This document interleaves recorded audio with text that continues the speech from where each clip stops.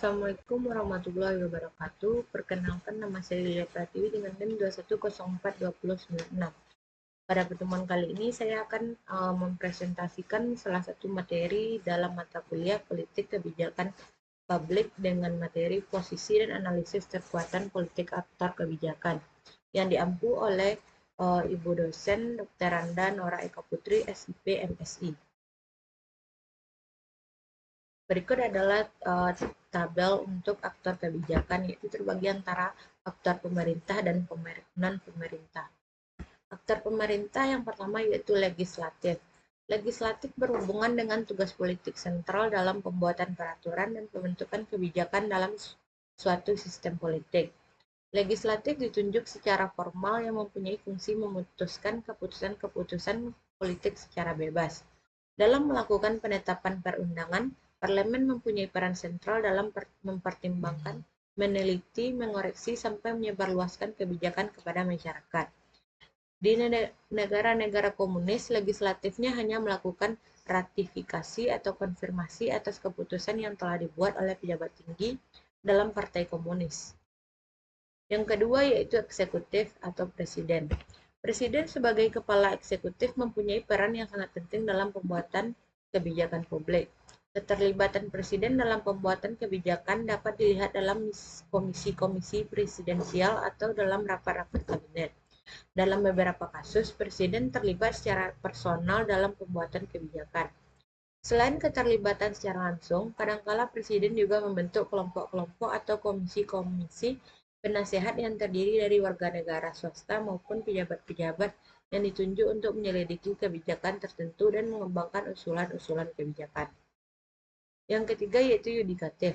Lembaga yudikatif mempunyai kekuasaan yang cukup besar untuk mempengaruhi kebijakan publik melalui pengujian kembali suatu undang-undang atau peraturan, melalui peninjauan yudisial dan penafsiran undang-undang.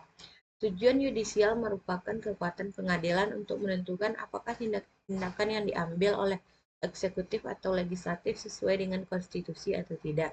Bila keputusan-keputusan tersebut bertentangan dengan konstitusi, maka yudikatif berhak membatalkan atau menyatakan tidak sah terhadap peraturan perundangan yang sudah ditetapkan. Yang berikutnya adalah aktor non-pemerintah. Yang pertama yaitu instansi administratif.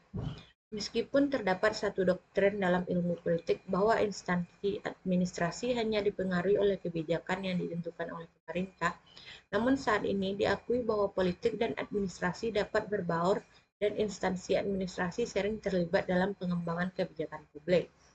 Konsep administrasi baru yaitu New Public Administration oleh George Frederickson pada tahun 1980 tidak lagi membahas dikotomi administrasi publik dengan politik.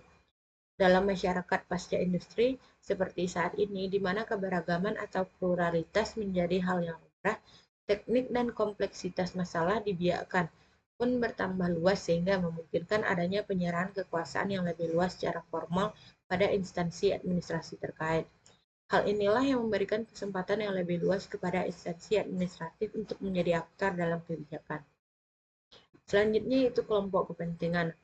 Hampir di semua sistem politik di dunia, kelompok kepentingan mempunyai fungsi mempertemukan kepentingan warga tertentu yang tidak hanya mengemukakan tuntutan dan dukungan, tetapi juga memberikan alternatif bagi tindakan kebijakan. Mereka memberikan banyak informasi kepada pejabat publik, yang bahkan seringkali pada hal-hal yang bersifat teknis mengenai sifat dan akibat yang dapat ditimbulkan dari suatu usulan kebijakan. Dalam hal ini, mereka memberikan rasionalitas pembuatan kebijakan. Kelompok kepentingan merupakan sumber utama pemerintah dalam memproses kebijakan publik. Yang selanjutnya yaitu partai politik.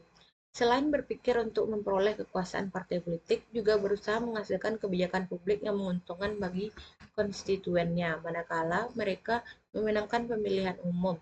Ketika partai politik sudah duduk di parlemen, mereka sering memberikan suara yang berhubungan dengan posisi kebijakan partai. Hal ini menunjukkan posisi tawar yang cukup besar ketika mereka mengusulkan kebijakan-kebijakan. Pada masyarakat pasca modern seperti saat ini, umumnya partai politik memerankan fungsinya sebagai kumpulan kepentingan, yaitu mereka berusaha untuk mengubah permintaan khusus dari kelompok kepentingan menjadi usulan kebijakan atau bahkan alternatif kebijakan. Yang selanjutnya itu warga negara.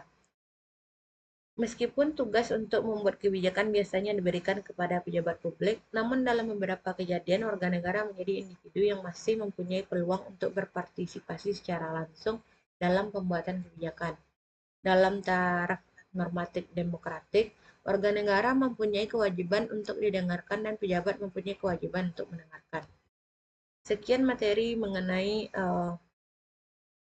stakeholder untuk kebijakan publik. Assalamualaikum warahmatullahi wabarakatuh.